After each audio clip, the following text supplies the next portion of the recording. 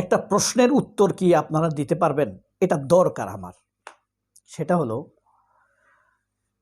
যদি 8 দলীয় জোট না হতো, জামায়াত কিন্তু 300 আসনেই ইলেকশন করত। স্বাভাবিক না? খুব স্বাভাবিক।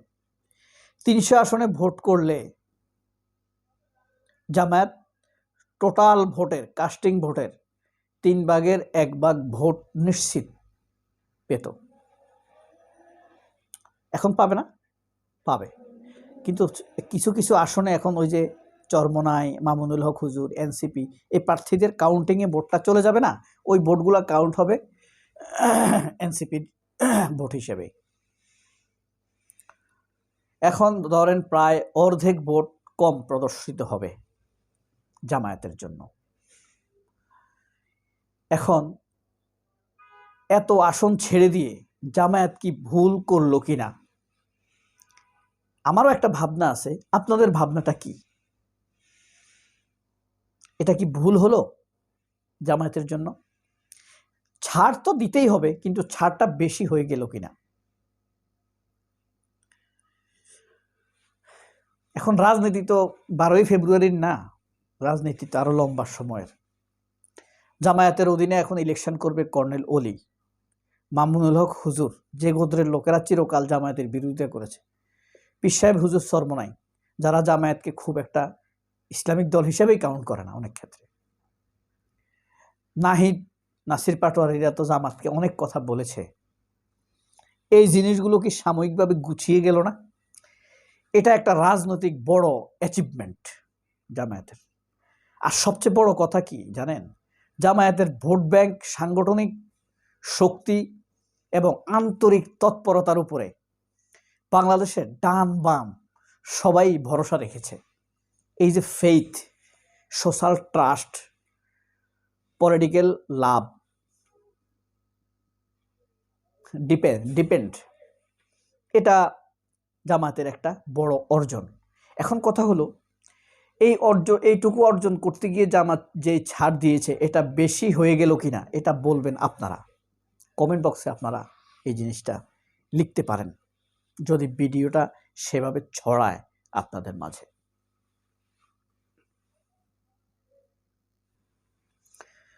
বাংলাদেশের মাঠের রাজনীতিতে জামায়াতের যেমন ভোট বেড়েছে, তেমনি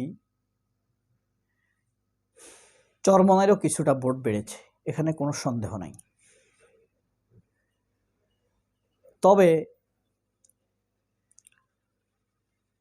পরবর্তী নির্বাচন উত্তর পরবর্তী পরিস্থিতি করণীয়, এবং এই বিশ্বাসের প্রতি, ভরসার প্রতি তখন তারা কিভাবে সম্মান দেখায়, সেটাও একটি দেখার বিষয় রয়েছে। এনসিপিকে আমরা যতটা ডিনাই করে মানুষ, আমাদের মতো মানুষেরা, এনসিপিকে ততটা ডিনাই করার মতো না। এনসিপির কিন্তু অটোমেটিক ভোট তৈরি হয়ে আছে, যারা সবার প্রতি বিরক্ত। আওয়ামী লীগের প্রতি তো বিরক্ত ছিলই, বিএনপির প্রতিও যারা বিরক্ত, তরুণ ভোটার, তাদের একটা বিশাল অংশ এনসিপি পাবে, অর্থাৎ এনসিপির ভোট আছে। এখন আপনি ভাবতে পারেন, কই এনসিপির কোনো, আমাদের চিন্তা চেতনা তো নিয়ন্ত্রণ করে কে? ওই প্রথম আলো, 71 টিভি, চ্যানেল আই, এরা। এখন এনসিপি দেখেন, যখন পদযাত্রা করছে না, ওই যে গোপালগঞ্জ, মাদারীপুর, সারা বাংলাদেশে পদযাত্রা করেছে না তারা জুনের দিকে, তখন যে বাঁধ ভাঙা মানুষ নিজের চোখে আমি দেখেছি, অটল অবিচল তারুণ্য। আপনি বুঝেন, একটা রাজনৈতিক দলের নেতার সাথে, যার টাকা নাই, স্বার্থ নাই, বয়স 26-27, কোটি কোটি টাকার মালিক না, তার সাথে ছবি তোলার জন্য ছাত্রছাত্রীরা বেহুশ হয়ে গেছে। অটোগ্রাফ, আপনার তারেক রহমানের কয়জনের অটোগ্রাফ নেয়? সাকিব খানের অটোগ্রাফ এখন নেয় মানুষ, অত ওইভাবে নেয়?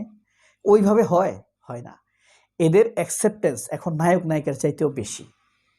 আপনি আপনার ওই মিডিয়াতে পর্দার, মিডিয়ার 10 ইঞ্চির পর্দায় বা 12-14 ইঞ্চির পর্দায় দেখা যায় না বলে আমরা মনে করি এনসিপি নাই। টেলিভিশনের 12-14 ইঞ্চি কিন্তু বাংলাদেশ না। টেলিভিশনের 12-14 ইঞ্চির মধ্যে আপনি বাংলাদেশ দেখেন না, সেখানে কি দেখেন? টেলিভিশনের মালিক কিভাবে সেটা দেখেন। টেলিভিশনের হেড অফ নিউজ বামপন্থী শয়তান ভারতপন্থী আওয়ামী লীগের দালালেরা কিভাবে, তারা তো এখনো আছে সেখানে, আপনি সেটা দেখেন। আমরা সেটা দেখি। সেই 14 ইঞ্চিকে বেস করে যদি আমরা বাংলাদেশের পরিস্থিতির কথা ভাবি, তাহলে সঠিক ভাবনাটা আসবে না, খুব স্বাভাবিক। সো একজন নিউজ প্রেজেন্টার যে নিউজটা দেয়, সে তার পছন্দ মতো দেয়। সে আওয়ামী লীগকে ভালোবাসে, আওয়ামী লীগের মতো নিউজ দেয়। সে বিএনপিকে ভালোবাসে, বিএনপির মতো নিউজ দেয়। এনসিপির তো টেলিভিশন চ্যানেল নাই, সো এনসিপি সেখানে কাভার পাবে না, এটা খুবই স্বাভাবিক। এদেশে কি এনসিপির কয়জন বুদ্ধিজীবী আছে? এনসিপির ছেলেরাই যে টক শো করে, তাই আমরা শুনি। মাশাআল্লাহ, তাদের যে ডেলিভারি, এই ডেলিভারি কোনো রাজনৈতিক দলের নাই, জামাতেরও নাই। এনসিপির লোকেরা যেভাবে প্রেজেন্ট করে নিজের পরিস্থিতি, যেভাবে মোকাবেলা করে, তাচ্ছিল্যের সাথে উড়াই দিতে পারে, বলে দিতে পারে সত্যটা। হ্যাঁ, এই জিনিসটা একটা বড় অ্যাসেট। এগুলো একটা রাজনৈতিক দলের অ্যাসেট না, এখন ওই রাজনৈতিক দলের অ্যাসেট বলে এটা জামায়াতেরও অ্যাসেট। এই কারণে অনেকের অনেক রকম কাউন্টিং থাকতে পারে, হিসাব থাকতে পারে, চিন্তাভাবনা, অ্যানালাইসিস, ব্যাখ্যা বিশ্লেষণ থাকতে পারে। যে মানুষগুলো আমাদের মতো কয়জন ভিডিও বানায়? লাখে একজন। আমার ভাবনায় কি সব সঠিক হবে? না।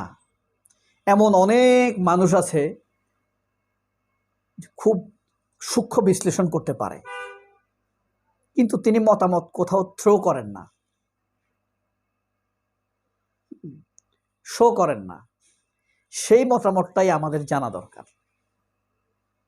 আমি আমার ভিডিওর কমেন্টসে এত চমৎকার সব পরামর্শ দেখি, দু একজন গালিও দেয় মাঝে মাঝে, এত চমৎকার সব পরামর্শ দেখি, যেটা আমি অনেক 30-32 বছরের নিয়োজিত প্রফেসরের মধ্যেও আমি এ ধরনের কথা শুনি না। 20 বছর ধরে রাজনীতি করে তাদের মুখে এরকম কথা পাই না আমি।